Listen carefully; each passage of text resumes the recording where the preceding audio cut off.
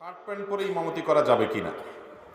Pant যদি টাকনোর উপরে থাকে, টাকনোর নিচে না থাকে, ঢোলা ঢালা থাকে, খুব বেশি টাইট, শরীরের সাথে ফিটিংস একেবারে শরীরের মাপজোপ বোঝা যায় এরকম না থাকে, খুব বেশি পাতলা তো আর প্যান্ট হয় না, অতএব ঢিলা ঢালা যদি থাকে এবং টাকনোর উপরে থাকে, আর শার্টটাও যদি সুন্দর থাকে, যেটা আপনার যেটা বলে আপনার যে টি শার্ট আজকাল যে থাকে বিভিন্ন কাফেরদের নাম লেখা, অমুসলিমদের নাম লেখা, খেলোয়াড়দের নাম লেখা, এই সমস্ত পাগলামো যদি না থাকে, ফ্রেশ পরিষ্কার পোশাক থাকে, পবিত্র পোশাক পরে শরিয়ার গণ্ডির মধ্যে আছে তার পোশাকটা, তাহলে সেক্ষেত্রে শার্ট প্যান্ট পরা মানুষ পিছনে নামাজ পড়লেও নামাজ আদায় হবে।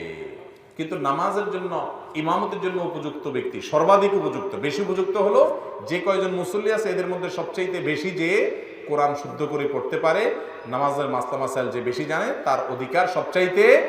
একজনের মনে করেন একটা লম্বা জুব্বা আছে, মাথায় টুপি আছে, মুখে দাড়িও আছে, কিন্তু বেচারা দিনের পথে নতুন আসছে, মাশাআল্লাহ লেবাস পোশাক হয়েছে, কিন্তু কেরাত সহি করে পড়তে পারে না, নামাজের মাসালাও জানে না। আরেকজন মাদ্রাসায় পড়ছে, আলিম পাস, দাখিল পাস করছে, বা যাই হোক পাস করছে, অথবা মাদ্রাসায় পড়ুক আর না পড়ুক, কেরাতটা তার সহি, মাসলা মাসাইল এলে করছে ভালো জানে, কিন্তু তার গায়ে শার্ট আছে, পরনে লুঙ্গি আছে, কিংবা প্যান্ট আছে টাকনোর উপরে। এই দুজনের মধ্যে ইমামতির হক কার বেশি? শার্ট আলান না জুব্বা আলান? বুঝেন নাই কথা? তাহলে ইমামতির যোগ্যতাটা মূলত কোরআন কে কত বেশি শুদ্ধ করে পড়তে পারে এবং নামাজের মাসলা মাসাইল কার কত বেশি জানা আছে, তার অধিকার তত বেশি। তবে এর পাশাপাশি একজন আদর্শ ইমামের পোশাক আশাকটাও যথাসম্ভব এমন পোশাক হবে যেটা একজন মুসলমানের পোশাক হিসাবে মানানসই, যেটা সুন্দর শালীন, যেটা মুত্তাকিদের লেবাস, তাকওয়া পরহেজগারকারীদের আলাদের লেবাস হয়। কিন্তু এর সাথে শার্ট আর প্যান্ট পরলে একেবারে ফাসেকদের লেবাস আর গুনাহ হয়ে যাবে, হারাম হয়ে যাবে, ব্যাপারটা কিন্তু সেরকম না। তবে অবশ্যই একজন ইমামের জন্য মানানসই পোশাক নিয়মিত ইমাম পড়ার চেষ্টা করবে। এটা হলো বিচ্ছিন্ন ইমামতির কথা, যে হঠাৎ পাঁচজন মিলে জামাতে নামাজ পড়তেছেন, এদের মধ্যে কে ইমামতি করবে? কিন্তু আপনি ইমাম হিসেবে যখন নিয়োগ দিবেন, এমন ব্যক্তিকে নিয়োগ দিবেন যে ব্যক্তির লেবাসে, পোশাকে সার্বিকভাবে একজন আদর্শ মুসলমানের রূপ তার ভিতরে থাকে। কথা কি বুঝাতে পারছি? দিনদার নারী পুরুষ চেনার উপায় কি? এটা অনেক লম্বা প্রশ্ন ভাই। দিনদার নারী পুরুষ চেনার উপায় কি? আমরা সাধারণত বাহ্যিক আচরণ দেখে বোঝা ছাড়া উপায় নাই, কারণ কারণ অন্তরে তো আর ঢোকা যাবে। তারপরেও দিনদার নারী পুরুষ, বিশেষ করে বিয়ের ক্ষেত্রে পাত্রপাত্রী নির্বাচন অথবা যে কোনো মানুষ ভালো মানুষ কিনা এটা বোঝার জন্য প্রথম উপায় হলো এই লোকটা আল্লাহর কাছে নিজেকে পরিপূর্ণ সুপর্দ করছে কিনা, পরিপূর্ণ সুপর্দ করছে কিনা, যে সে আল্লাহ যা বলে সেটা করে, আল্লাহ নিষেধ করে সেটা করে না, আল্লাহর কাছে সারেন্ডার করতে পারছে কিনা। এটা হলো তার নেককার হওয়ার, খাঁটি মুসলমান হওয়ার, ভালো মানুষ হওয়ার, মুত্তাকি হওয়ার প্রথম মার্কা, যে সে আল্লাহর নির্দেশ পেলে আর বাড়াবাড়ি করে না, শেষ, এখানে সে মাথা নত করে দেয়। এই গুণটা আছে কিনা। নাম্বার 2, তার ভিতরে দুনিয়ার মোহ আছে কিনা। দুনিয়া সবার দরকার আছে, টাকা পয়সা, রুজি রোজগার, ব্যবসা দরকার আছে, এগুলো হালাল, কিন্তু এটার জন্য মোহ ভিন্ন জিনিস। মোহ মানে কি? যে টাকার নেশা আছে, এটা ছাড়া সে কিছু বুঝে না, এটা আছে কিনা। যদি দুনিয়ার মোহ না থাকে, অর্থাৎ আলহামদুলিল্লাহ দুনিয়া পাইলে চেষ্টা করে, সে না পাইলে তো হাউতাস নাই, এই লোকটা ভালো মানুষ হওয়ার আলামত ইনশাআল্লাহ। তৃতীয়ত, সে সাধারণত মানুষের হকের ব্যাপারে খুব সচেতন কিনা।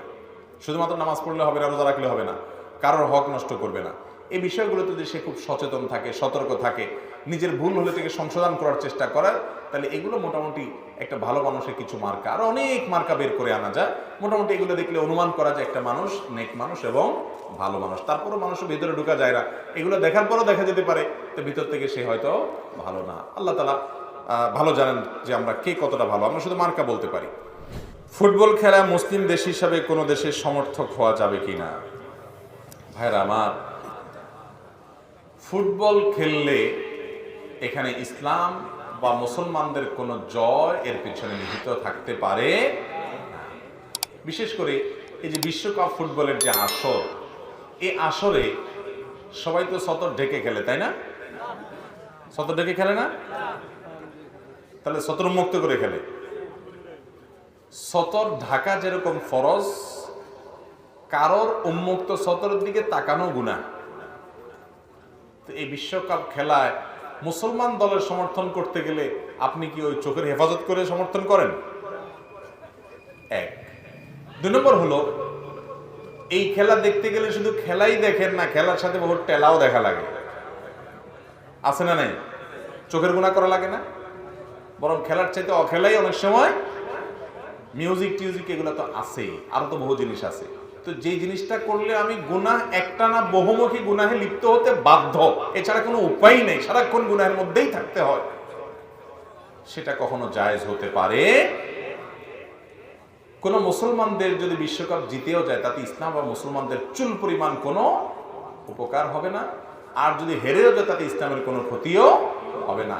এই ফালতু জিনিসের মধ্যে মুসলমানদের উন্নতি আর অবনতি খোঁজা, এটা হলো আমাদের মুসলমান জাতির অধপতনের, চিন্তাগত অধপতনের একটা আলামত, যে আমরা কোথায় গিয়ে কি খুঁজতেছি। আপনার ছেলে, আপনার মেয়ে একটা নাজায়েজ কাজের মধ্যে সে অনেক কিছু করে ফেললো, তো এটা আপনার জন্য খুশি হওয়ার কিছু না।